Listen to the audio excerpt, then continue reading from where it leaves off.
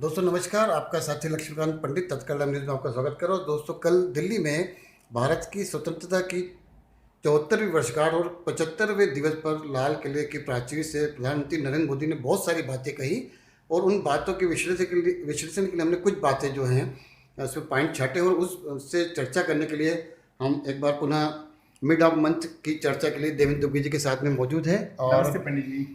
हम उन विषयों के बारे में चर्चा करने से पहले हम बता दें कि प्रधानमंत्री जी ने लगभग 1 घंटा बातचीत करी और बहुत सारे मुद्दों पर उन्होंने भारत को आगाह भी किया, सलाह भी दी। और कुछ चुनिंदा मुद्दे हम सर आपसे जानना चाह रहे हैं कि जब भारत का प्रधानमंत्री 75वें स्वतंत्रता दिवस पे वो बात कह रहा है तो उनके जहन में वो क्या संदेश देना चाहते हैं और आम भारतीय को उसको किस तरह से लेना चाहिए। तो हम बातचीत शुरू करते हैं।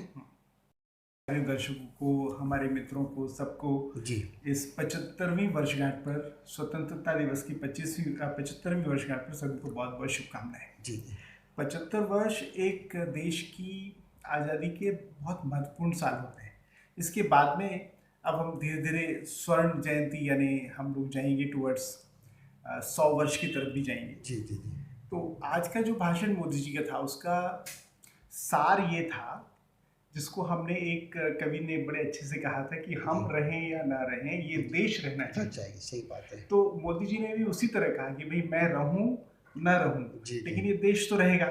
बिल्कुल तो आज से 25 साल बाद जब 100वीं हम जयंती स्वतंत्रता दिवस मना रहे होंगे, 100th एनिवर्सरी, उस समय भी क्या मुद्दे हो सकते हैं, तो क्या उनकी तैयारी हमने आज से कर दी है। जी जी एक्चुअल कहा जाए तो ये प्रधानमंत्री का एक बड़ा ही लंबा विजन है। सामान्य तौर पर हमारे देश के जो नेता है वो अपने 5 साल के कार्यकाल से आगे ही नहीं देख पाते। बिल्कुल बिल्कुल।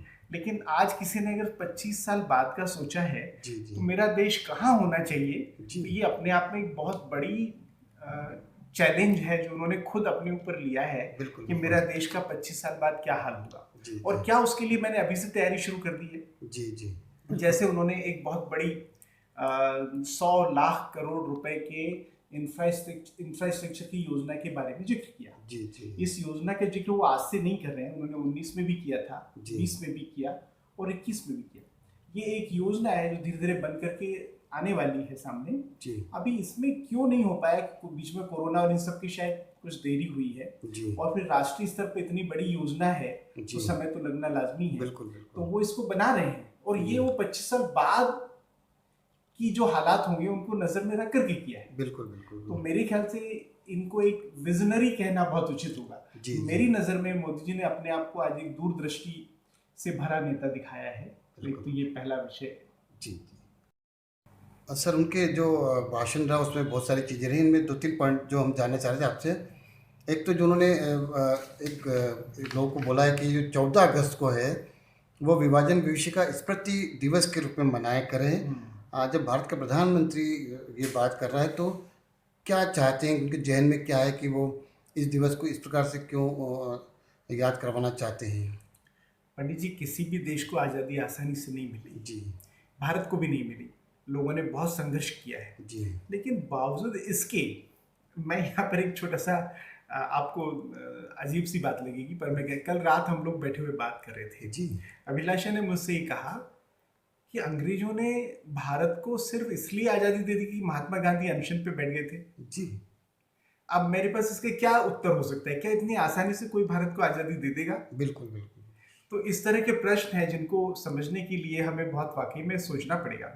सन 42 के बाद में जब ये प्रथम विश्व युद्ध समाप्त हुआ, उसके बाद में अंग्रेजों के रिसोर्सेज समाप्त हो गए थे और उनका सारा सपना जो वर्ल्ड पे शासन का था वो भी टूट गया था। वो लौटने ही वाले थे, इसमें किसी को कोई कुछ कहने की आवश्यकता नहीं। सही बात है। तो इसका फायदा उठाया जी और देश के 2 टुकड़े करने में जिन लोगों ने महती भूमिका निभाई, जी उसमें डेफिनेटली वो लोग तो हैं जो उस समय राजनीति के टॉप पर थे। कांग्रेस उसमें होगी, गांधी जी होंगे, जवाहरलाल नेहरू होंगे, जिन्ना साहब होंगे। इनसे कोई बच सकता है क्या?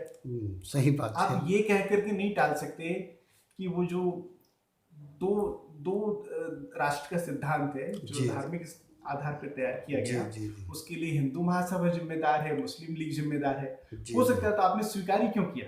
बिल्कुल बिल्कुल अव्वल तो ये जो अल्लामा इकबाल साहब थे, उन्होंने पहली बार ये टू नेशन थ्योरी जो थी उसके बारे में कहा था। बिल्कुल बिल्कुल तो हमारी तरफ से किसी ने नहीं कहा था। जी जी और चलो, आपने उसके बाद पहली बात तो आपको मानना नहीं थी, अगर आप राष्ट्रभक्त थे तो। बिल्कुल सही बात है। और फिर भी आपने माना, देश के टुकड़े किए, तो ये बहुत विभाजन की त्रासदी थी। बिल्कुल लॉर्ड माउंटबेटन जो है उस समय के वाइसराय थे जी उन्होंने कहा था कि ये जो ट्रांसफर ऑफ पॉपुलेशन है, जी यानी आपने विभाजन किया तो एक हिंदू राष्ट्र बनना चाहिए, एक मुस्लिम बनना जी चाहिए, जो हमने नहीं बनाया, ये हमारी उस समय की एक गलती मानी गलती मान सही बात है। जब उस धर्म के आधार पे जब देश बन रहे थे तो हमें हिंदू राष्ट्र बनाना ही चाहिए था उसको। तो वो नहीं बना, तो ये हमारी एक त्रुटि थी। जी जी दूसरी त्रुटि ये थी कि जो ट्रांसफर ऑफ पॉपुलेशन है, जी वो उस काम में अगर हम सफलता से ठीक से कर पाते तो शायद 1 साल से ज्यादा का समय लगता, जी लेकिन हम लोगों ने उसको 70 दिन में समाप्त करने का निश्चय किया। बिल्कुल 70 दिन में पंडित जी 10 लाख लोगों की हत्या हुई, ऐसा कह देना चाहिए। जी जी जो मृत्यु हुई कहना बहुत ही आसान शब्द है, जी जी उनकी हत्या हुई। वहां से ट्रेन लाशें भर भर के आई हमारे देश में। जी जी जी तो इतना बुरा हाल देश का हुआ। इस सब के लिए क्या कोई नेता ने कभी माफी मांगी अपने लोगों से? क्या इन्हें कभी शर्म आई? नेहरू जी या गांधी जी या जो भी उस समय जिन्होंने इसे स्वीकार किया, जी जी क्या उन्होंने जनता से आज तक माफी मांगी कि हमने 10 लाख लोगों की मौत के हम जिम्मेदार हैं? ये बहुत दुखद है। और आज अगर हम उस दुखद घटना को याद करते हैं तो हम अपने देशवासियों को ये याद दिला रहे होते हैं कि इस तरह की किसी अगली प्रक्रिया से कृपया बचें, सही बात है। आगे और देश का विभाजन न हो। जी जी जी तो मेरे ख्याल से ये मोदी जी का पहला कहना था, जो बहुत ही वाजिब है। जी जी और मैं तो इनके समर्थन में हूँ कि ऐसे 14 अगस्त को ये मनाया जाए। बिल्कुल सर, कल मोदी जी ने अपने भाषण जब दिया तब बेटियों के बारे में जिक्र करा और एक बहुत बड़ी घोषणा करी है कि अब केंद्रीय जो सैनिक स्कूल है देश के, उनमें लड़कियों का एडमिशन होगा और उन्होंने बेटियों की जो हिम्मत जिद है उसकी बात करी है। भारत के प्रधानमंत्री जब ये बात कर रहे हैं तो वो भारत की जो आधी आबादी है उसको क्या संदेश देना चाहते हैं? पंडित जी, महिलाओं की शिक्षा के बारे में जी अब ये भी एक छोटा सा हास्य की बात है, जी लेकिन आप कहेंगे तो हम जब आज़ाद हुए उसके पहले से ये बात चल रही है। जी जी महिलाओं को शिक्षा दो, महिलाओं को आज़ादी दो, उनको स्वतंत्रता मिले, जी इस तरह की बात हम समय से कहते हैं। इसके पीछे ये है कि हमारे पीछे की कई शताब्दियों के बीच में जी हमने गलतियां की हैं। महिलाओं को जो उनका प्राकृतिक अधिकार है उससे भी वंचित रखा है। जी जी ऐसा हुआ है, वाकई में हुआ है। उसको ठीक होने में कितने और बरस लगेंगे आपको भी नहीं पता, मुझे भी नहीं जी पता। जी जी सामाजिक कड़ियाँ, सामाजिक समस्याओं से निपटना, उनको जंजीरों को तोड़ना आसान नहीं होता है। सही बात है। आने वाले अगर आप समय को देखें तो मेरे ख्याल से 2014 में जब से प्रधानमंत्री जी पहले भाषण उन्होंने दिया था, तब भी उन्होंने इस बात का जिक्र किया था, जी बेटियों को सुरक्षा और बेटियों को आगे बढ़ाने के लिए। बिल्कुल बिल्कुल उसके परिणाम धीरे धीरे आने शुरू हुए हैं। सही बात है। आज ओलंपिक की टीम में जो सफलता दिख रही है, बिल्कुल बिल्कुल या हमारे देश की बेटियां विदेशों में भी कई बड़ी पोस्ट पे काम कर बिल्कुल रही हैं, बिल्कुल हमें नए एंटरप्रेन्योर्स मिल रही हैं, जी जी वो जी सब किसी कॉन्फिडेंस के कारण है जो बिल्कुल। हमारे शीर्ष नेतृत्व ने उनको दिया है। सही बात है। तो इसमें कोई अभी भी वो मसला बना हुआ है। जी जी ईश्वर करे ये जल्द से जल्द ठीक हो जाए। तो जी। मेरे ख्याल से उनका बहुत अच्छा प्रयास है और वो हमारी नारी शक्ति को प्रेरणा का स्रोत हैं। जी जी आदरणीय प्रधानमंत्री जी ने बहुत अच्छे से इस बात को रखा है। वो विश्वास दिलाना चाहते हैं कि आप करो तो कोशिश तो करो। बिल्कुल बिल्कुल हम लोग पुरुष प्रधान समाज में रहे हैं मुख्य तौर पर, जी, जी। बड़ा हिस्सा आबादी का। बिल्कुल तो बिल्कुल ये हम आसानी से एक्सेप्ट नहीं कर पाते कि महिलाएं जल्दी से बढ़ें, हम उनके पीछे ही लगे रहते हैं। तो हमें भी सुधरना पड़ेगा। बिल्कुल।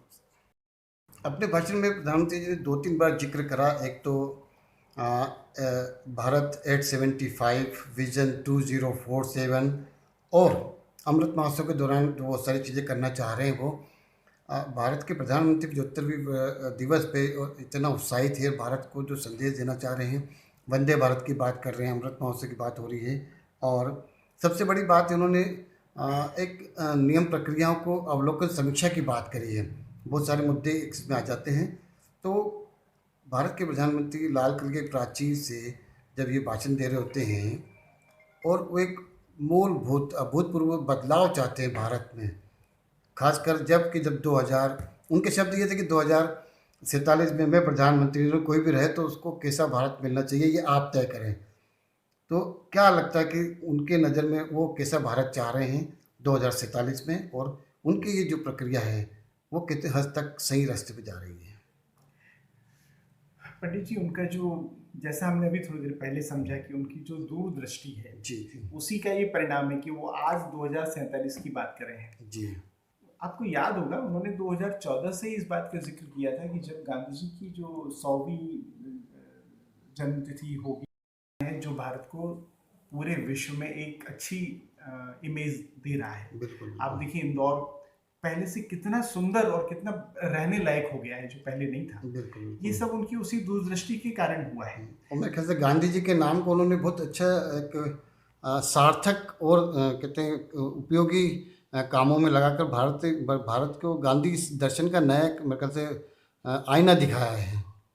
गांधी जी हमारे आइकॉन है पंडित जी। जी जी। और वो ऐसे आइकॉन है जो बरसों तक रहे। जी जी। और क्योंकि हम भले इस तरह की छोटी छोटी बातें उनके विषय में करें, क्योंकि हम सब ह्यूमन बींग्स हैं, लेकिन उनकी महानता इससे कम नहीं हो जाती। जी जी। उनकी जो महानता है वो तो बनी रहेगी हर विषय में।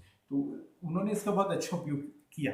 ऐसा ही मुझे लगता है कि हमारे जो प्रधानमंत्री हैं वो आज़ादी की सेंचुरी पूरी होने पर, शतक पूरी होने पर इसी तरह से कोई लक्ष्य निर्धारित करना चाहते हैं, और हम सबको इसमें अपना योगदान देना चाहिए। उनको भावनाओं को समझ करके, यहाँ पर आपने एक छोटे से नियम कानून की बात की थी, वो समझना वाकई में जरूरी है पंडित जी, क्योंकि हमारे यहाँ हम लोग लकीर के फकीर बहुत हैं। आप कहीं काम कराने जाते हैं तो वो कहते हैं ये पेपर नहीं है, ये नहीं है, ये नहीं है। उन्होंने विस्तार से कानून का जिक्र करा था कि नक्शे गांव में कैसे बनते और आज भी पटवारी की जरूरत पड़ती है, और 1800 के ज़माने का कानून था, और उसी के संदर्भ में उन्होंने शायद बात बोली थी, और मेरे ख्याल से उसको ये कुछ बहुत बदलाव चाहते हैं। आज का समय तो डिजिटल हो गया है। जी जी जी। वो नक्शे की जो जिक्र कर रहे थे पंडित जी, वो सैटेलाइट की मदद से पूरी एक बार इमेजिंग कर देंगे। जी, उसके बाद में आपके पटवारी का बनाया नक्शा किस काम का है। जी जी, सही बात है। तो वो सब काम आज नहीं तो कल होने वाला है। तकनीक बहुत सारी चीज़ों को ठीक करने वाली है। हमारे काम करने का तरीका तकनीक ने बदल दिया है। एक समय था हम लोग फ़ोन ISD करना मुश्किल होता था, आज हम लोग बहुत सिंपल व्हाट्सएप फ्री कॉल से पूरे वर्ल्ड में बात करते हैं। बिजनेस का तरीका बदला है, काम करने का तरीका बदला है। दुर्भाग्य से सरकारों के काम करने का तरीका उस तेजी से नहीं बदला। सही बात है। तो सरकारी सिस्टम जो है आज की तारीख में वो ऑब्सोलीट फील करते हैं। जी जी। तो बहुत जगह परिवर्तन आए हैं, ये कहना ठीक नहीं कि नहीं हुआ है, बहुत सारा ऑलरेडी हो चुका है। डिजिटल इंडिया की शुरुआत हो चुकी है। आने वाले समय में ये और तेजी से बढ़े। अभी अंग्रेजों के जमाने के जो कानून थे, जो नियम थे, कई महकमों में आज तक वही कानून चालू है, लगे हुए हैं। इसके कारण लोगों का काम करना मुश्किल होता है। फिर लोग झूठ बोलते हैं, नकली सर्टिफिकेट देते हैं, इस तरह के काम होते हैं। ऐसे कई महकमों में है। अगर इनको ठीक कर लें तो हमारा काम करने का तरीका ठीक हो जाएगा, लोगों को कम परेशानी में अपने काम करने का मौका मिलेगा। बिल्कुल। राशन कार्ड बनवाना है, मृत्यु प्रमाण पत्र, जन्म प्रमाण पत्र, शादी प्रमाण पत्र, ऐसी कितनी सारी चीज़ें हैं जो स्थानीय निकायों से जुड़ी होती हैं। बिल्कुल। उसके लिए सब स्थानीय नियम बना के रखते हैं। उनको हम कोई सिंपल बना लें, आसान बना लें, तो सबका का जीवन का रास्ता आसान हो जाएगा। मेरे ख्याल से मैं इसको इस तरह से कहना चाहूँगा कि इस विजनरी दूरदृष्टि वाले प्रधानमंत्री की जो उन्होंने कल देखकर कहा है उसकी तारीफ करनी चाहिए, उनको सहयोग देना चाहिए। और मुझे लगता है कि ये हम सबको वाकई में, ये एक और पंडित जी छोटी सी बात, ये अजीब बात है कि जो हमारे विपक्षी दल हैं उन्होंने कल दुर्भाग्य से कई बातों में बिना वजह इसके बारे में भला बुरा कहा, जो मैं समझता हूँ उनको भारी पड़ेगा। बिकॉज जनता अब स्थिर होने के लिए नहीं है, जनता परिवर्तन मांगती है, उन्हें नया चाहिए। और संभावना अगर विपक्ष से नहीं है तो मोदी जी से जो संभावना है उसको स्वीकार। बिल्कुल बिल्कुल। और जहाँ उनको सही लगेगा वो उसी नेतृत्व को आगे बढ़ाएंगे। बिल्कुल बिल्कुल सही। हाँ, चलिए सर, आपने इन विषयों पे हमसे अपने विचार साझा किए, और प्रधानमंत्री के भाषण के बहुत सारे पहलू थे जिन पर हम बात नहीं कर पाए। आगे जब भी मौका लगेगा, जब किसान हुआ, पावर हुआ, हाइड्रो पावर हुआ, उन्होंने आयात निर्यात की बात करें, अंतर्राष्ट्रीय मुद्दों पर बात करिए, तो उन विषयों को हम फिर अगली चर्चा में लेंगे। फिलहाल आपने हमसे बात करी, इसके लिए धन्यवाद। नमस्कार।